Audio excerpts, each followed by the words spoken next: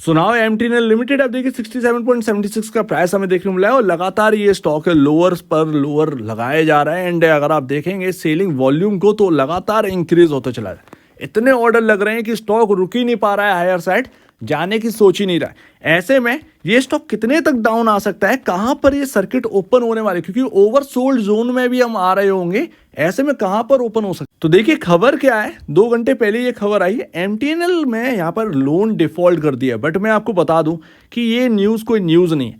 Actual में हमें हालत पता है एमटीएनएल की कैसी है। बिल्कुल फाइनेंशियल जो है वो चौपट हो चुके हैं एंड यहाँ पर डेट बहुत है। बट गवर्नमेंट कंपनी है, गवर्नमेंट सब कुछ संभाल लेगी, इनको कोई चिंता करने की जरूरत नहीं है। जो डिफॉल्ट हो रहे हैं वो गवर्नमेंट देखेगी, इनको कोई लेने देने की जरूरत नहीं है। तो ये टेंशन मुक्त रहिए कि यहाँ पर डिफॉल्ट कर गए हैं तो गवर्नमेंट किस लिए बैठी है, गवर्नमेंट की कंपनी है, गवर्नमेंट संभाल लेगी। अब इस बात को छोड़ते हैं, इस बात पर आते हैं बीएसएनएल, जिसके हाथ में सौंपा गया है एमटीएनएल कि इनको सुधारिए। अब यहाँ पर अगर आप देखेंगे तो बीएसएनएल ने 5G को लॉन्च कर दिया एंड बहुत ही ज़्यादा यहाँ पर बजिंग चल रहा है इंडिया के अंदर कि बीएसएनएल का 5G आ चुका है। एंड ऑफ कोर्स यहाँ पर ना अब गवर्नमेंट कहीं ना कहीं ध्यान दे रही है, स्पीड पर ज़रूरी है। देखिए टेलीकॉम कंपनी में अगर आप देखेंगे तो यूएस के अंदर कई सारी छोटी और बड़ी टेलीकॉम कंपनी देखने को मिल जाती है, बेटेज के हिसाब से यहाँ पर बटे हुए। बट अगर आप देखेंगे तो वहाँ पर स्टिल अभी भी बहुत सारी कंपनियाँ देखने को मिल जाती हैं। हमारे यहाँ क्या है, हमारे यहाँ है Airtel, Jio and Voda idea, right. और वोडा आइडिया का वजूद है या नहीं है ये तो बात की बात है, बट जियो एंड एयरटेल यहाँ पर जो है ना कुछ ज़्यादा ही कर रहे हैं अपनी प्रॉफिटेबिलिटी को बढ़ाने के लिए, उससे यहाँ पर ना बहुत ज़्यादा दिक्कत है। एंड अब इंडिया की मेजॉरिटी यहाँ पर पॉपुलेशन जानते हैं कि कितना यहाँ पर इनकम सोर्सेस है, ये बात आप समझिए। तो वो सब यहाँ पर जो है ना दिक्कत में आ रहे हैं इन रिचार्जेस के हाइक होने से। एंड वो अब यहाँ पर जो है वो पूरी तरीके से देख रहे हैं बीएसएनएल की तरफ। और अगर गवर्नमेंट अगर यहाँ पर बीएसएनएल को रिवाइव नहीं करेगी ना तो गवर्नमेंट के लिए बड़ा प्रॉब्लम हो जाएगी, क्योंकि यहाँ पर ना फ़ोन इतना नीड हो चुकी है, सबको ज़रूरत है। और अगर आप उसमें यहाँ पर ना कुछ काम नहीं करेगी गवर्नमेंट तो फिर आप ये समझिएगा कि एक ना बिल्कुल स्टाम्प लग जाएगा कि ये कुछ नहीं करने वाले। सो दैट इसीलिए बीएसएनएल के रिवाइवल की नीड है एंड यहाँ पर एमटीएनएल उसी तरीके से यहाँ पर जो है उभरेगा भी। और देखिए जो स्टॉक गिर रहा है ना, अभी गिर रहा है, वो अचानक से जो हायर साइड गया वो दिक्कत की बात है। क्या मार्केट का इसमें कोई यहाँ तक है भी और नहीं भी, ये तो गिर रहे थे मार्केट के गिरने से पहले ही, राइट। पैटर्न तो बन ही गया था, ओवर बाउट जोन में थे और वहाँ से यहाँ पर जो है ना दिक्कत आ गई। क्यों दिक्कत आई, क्योंकि यहाँ पर ना कोई छोटा मोटा बात नहीं है, एक लंबा टाइम लगने वाला है बॉस, 1-1.5 साल लगने वाली है। एमटीएनएल अगर रिवाइवल भी होगा ना कम से कम 1.5 साल लग जाएंगे। 4 लाख ही तो सब्सक्राइबर रह गए हैं, इससे ज़्यादा और इनके पास बचा क्या है। सब तो यहाँ पर तबाह हो चुका है, सब कुछ खत्म हो चुका है, नई कहानी शुरुआत होगी एमटीएनएल की बीएसएनएल के अंडर में। तो इस बात को आपको समझना है। आप जो हाई देख रहे हैं 400, ये कोई बड़ी बात नहीं है, ये कोई बड़ी बात नहीं है। अब आईटीआई जो है वो कंपनी कुछ नहीं करती है, तब जाकर उसका मार्केट कैप आप देखेंगे तो कहाँ पर है, होने के लिए कुछ भी हो सकता है। एमटीएनएल का मार्केट कैप शायद पीएसयू के अंदर सबसे छोटा मार्केट कैप है। मैं एमएमटीसी और एसटीएल वगैरह ये सब कंपनियां नहीं जोड़ रहा हूँ, ये तो बंद होने वाली कंपनी थी, वो तो चल रही हैं स्टॉक सिर्फ, तो उनसे कोई लेना देना नहीं, वो सिर्फ ट्रेडिंग के लिए। बट खासकर एमटीएनएल की अगर हम बात करें तो एमटीएनएल में यहाँ पर बहुत कुछ हो सकता है, बट हमें एक रियल प्राइस चाहिए होगा, एक फेयर प्राइस चाहिए होगा, तभी तो हम एक रिस्क ले सकते हैं। क्योंकि रिस्क तो यहाँ पर बना हुआ है कि एमटीएनएल वापस से यहाँ पर सर्वाइवल में आ पाएगी या नहीं आ पाएगी, वो आपको रिस्क लेना पड़ेगा। अब वो तो यहाँ पर कॉल आपकी जो है या तो हीरो बनेगी या जीरो बनेगी, बट अगर वो कॉल हमें एक राइट प्राइस में मिल जाए तो हमें उतना दर्द नहीं होगा।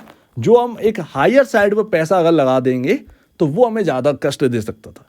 इसीलिए जो मैंने आपसे कहा 80 या 81 का प्राइस रहा होगा कि 58 के आसपास लीजिएगा। 58 एक रीजनेबल प्राइस था because of chart candlestick chart जो है वो आपका यही कह रहा था कि 58 तक ये आना है बॉस, ये एक जो फेयर वैल्यू गैप है वो यहाँ पर भरना है।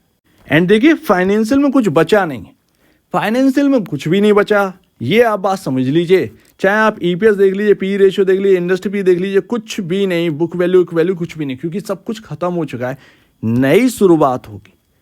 यहाँ पर आपके पास सबसे बड़ा एडवांटेज जो है वो मार्केट कैप है, बहुत छोटा मार्केट कैप, बहुत छोटा। आज 5,000 करोड़ से बिलो का मार्केट कैप चला गया है, ये आपकी सबसे बड़ी ताकत है इस स्टॉक की। अगर रिवाइवल हुआ डेफिनेटली आपके लिए ये एक ना बहुत बड़ा एक इमेजिनरी प्राइस रहेगा, ये इमेजिनरी मार्केट कैप रहेगा, ये समझिए। ये बहुत अच्छे एक ना रिस्क फैक्टर्स यहाँ पर बन जाएंगे, आपके रिस्क एंड रिवॉर्ड फैक्टर्स बन जाएंगे इस स्टॉक में। तो जिसे भी यहाँ पर रिस्क लेना है वो 58 की तरफ देखिएगा।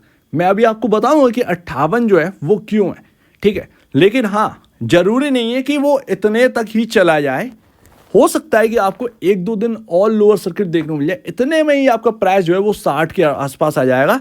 एंड अगर वो आप समझ रहे हैं ना कि 60 या 62 के अराउंड अगर आ गया तो बॉस इतने में ही यहाँ पर जो लोग पहले से जानते हैं इसके बारे में, वो पहले से ही यहाँ पर बैठे होंगे इसको ग्रैब करने के लिए। पॉसिबल है कि इसके अंदर यहाँ पर जो है सर्किट लगने लगे, तो अभी कुछ कह नहीं सकते, बट आप फेयर वैल्यू की तरफ लौट रहे हैं। एंड जो प्राइस आपके लिए ठीक होना चाहिए वो प्राइस आपके पास ऑलमोस्ट आ चुका है, ऑलमोस्ट सिर्फ 9 रुपए का डिफरेंस रह गया। एंड 9 रुपए कोई बड़ा डिफरेंस नहीं है, अगर इसमें से 5 रुपए भी हट जाए तब भी यहाँ पर बाइंग आना स्टार्ट हो जाएगी। खैर उसको बाद में देखते हैं, अभी हाल फिलहाल में कोई होप मत रखिएगा कि अचानक से कुछ हो जाएगा, बिकॉज अब आप देखिए 10 साल में आपका यहाँ पर जो है ना आपका 3497 करोड़ की सेल्स थी सालाना कभी, जहाँ से ये टूटे एंड गिरते गिरते गिरते गिरते आज 500 करोड़ के आसपास। समझ रहे हैं ना कितना बड़ा यहाँ पर जो है घट चुका है MTNL का एक रवैया या एक व्यापार या बिजनेस कह सकते हैं। सब कुछ यहाँ पर जो है ना एकदम बिल्कुल मिट्टी के भाव बिक चुका है।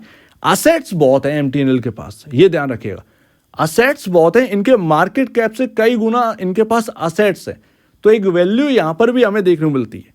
एंड देखिए सब्सक्राइबर की खबर पर नजर रखिए, 4 लाख सब्सक्राइबर है, अगर ये बढ़ने लगे ना धीरे धीरे ये स्टॉक रुकेगा नहीं कहीं, वो उन खबरों से ना बार बार जंप देगा। तो ये MTNL की अब स्टोरी स्टार्ट हुई है, देखते हैं कितना दम है, बट वो एक रियल प्राइस में देखिएगा। अगर दिक्कत भी आई, गिरा भी, तब भी यहाँ पर जो है एटलीस्ट उतना पैसा का बर्बादी नहीं होगा जितना कि 100 रुपए पर लेने में था। तो वो जो 100 रुपए पर लिए अटके हैं ना, वो बेचारे क्या करें, बट जो लेने के लिए यहाँ पर ना एकदम आगे बढ़ रहे हैं उनको एक रियल प्राइस मिल रहा है, एक फेयर वैल्यू प्राइस मिल रहा है MTNL का। लेकिन रिस्क लेने के लिए आप रिस्क फैक्टर भूलिएगा मत। अगर आप MTNL को बाय भी करते हैं या बाय करके होल्ड कर रहे हैं लंबे टाइम तक, रिस्क आपके साथ साथ चलेगा। अगर इसमें कुछ यहाँ पर ना प्राइस घट गया बुरी तरीके से, तो आप यहाँ पर जो है कुछ कह नहीं सकते, क्योंकि ये ना MTNL बिल्कुल यहाँ पर नई शुरुआत है कंपनी की, एंड वो हो पाएगी या नहीं हो पाएगी किसी को नहीं पता है। तो इस बात को ध्यान रखिएगा। तो मेरा सजेशन आपको यही होगा, क्योंकि मैं सबको रोक नहीं सकता कि आप मत खरीदो, जो भी जितना खरीद रहा हो उतना खरीदना जितना कि आप होल्ड कर सकते हैं या जितना जोखिम उठा सकते हैं, क्योंकि ऐसी होप में आप समझिए उतना ही पैसा लगा होना चाहिए जितना कि आप हैंडल कर सकें, उस लॉस को मैनेज कर सकें। ज़्यादा लॉसेस में रहेंगे तो वो आप ही को दिक्कत देगा। तो ये बात को हमेशा ध्यान में रखिए। कभी भी एक टर्न अराउंड स्टोरी पर अगर आप पैसा लगा रहे हैं तो उतना ही लगाइएगा जितना आप रिस्क ले सकते हैं, जरूर उससे ज़्यादा नहीं। एकदम ना ऑप्टिमिस्टिक नहीं बनना है, ये ध्यान रखिए। ये जो कैंडल है वो बॉस ये कह रहे थे कि फेयर वैल्यू जो है वो पूरा होना है, और वो 58 के आसपास है। अब पता नहीं 58 के आसपास एकदम आएगा या नहीं आएगा, बट यहाँ पर जो 81 पे जो बात अपनी थी वो एकदम परफेक्ट निकली है। कुछ सारा मार्केट ने भी दे दिया, वो भी एक अलग बात है, बट हाँ अगर 58 के आसपास आता है तो ये कैंडल का जो फेयर वैल्यू गैप है वो पूरा हो जाएगा। तो ये एक थोड़ा सा डरावनी जो बात थी वो यहाँ पर ख़त्म हो जाएगी। एंड आपका यहाँ पर मूविंग एवरेज का जो लेवल है वो 51 रुपये आपके सामने है। तो देखते हैं कि क्या ये स्टॉक सीधा 58 पे जाकर रुकेगा, या कल या परसों में या इस हफ्ते के अंदर अंदर इसके अंदर एक अपर सर्किट लगना है वापस से बाइंग आने, क्योंकि ओवरसोल्ड जोन में ये लगातार चला जा रहा है। तो ये भी बात ध्यान रखिए, ओवरसोल्ड जोन में एक बार तो बाउंस आएगा ही आएगा। सो उम्मीद है काफ़ी कुछ आपको समझ में आया होगा। जहाँ से चले थे ऑलमोस्ट वहीं के वहीं आ गए, बट ऊपर जो हायर प्राइस पर ले रखे हैं 100 से ऊपर, उनका बेचारों का बुरा हाल है। बट कहीं ना कहीं आपका प्राइस आना चाहिए, टाइम लगेगा बट आपका प्राइस आना चाहिए। एंड अगर आपने रिवाइवल की थ्योरी पर आपने निवेश किया है तो उस थ्योरी पर बिलीव रखिए एंड न्यूज़ देखिए, ना कि स्टॉक के भाव, क्योंकि स्टॉक के भाव तो एकदम रिकवर हो जाएंगे एंड चलेगा तो तेज चलेगा, बिकॉज ऑफ इसका मार्केट कैप भी काफ़ी लो है, इक्विटी भी बहुत कम है। तो ये सारे फैक्टर्स MTNL के अंदर आ जाते हैं। तो ये सारे एडवांटेजेस हैं कि तेज़ी से चलना, लो इक्विटी होना, ये सारे एडवांटेजेस आपको देखने को मिल रहे हैं। बट रिवाइवल हो पाएगा या नहीं हो पाएगा, इसके ऊपर क्वेश्चन मार्क है। हो गया तो आपके हाथ में पैसा लग गया, नहीं हुआ तो हीरो जीरो वाला बाप लाया भैया, देखते हैं कैसा यहाँ पर जो है मुड़ता है। तो एक बार निवेश से पहले या बेचने से पहले ब्रोकर एडवाइस जरूर सलाह लीजिएगा, खुद की स्टडी करिएगा। खुद की स्टडी काफ़ी इंपॉर्टेंट है, उससे बेहतर कुछ भी नहीं। तो आप दीजिए मुझे वीडियो देखने के लिए बहुत धन्यवाद दोस्तों।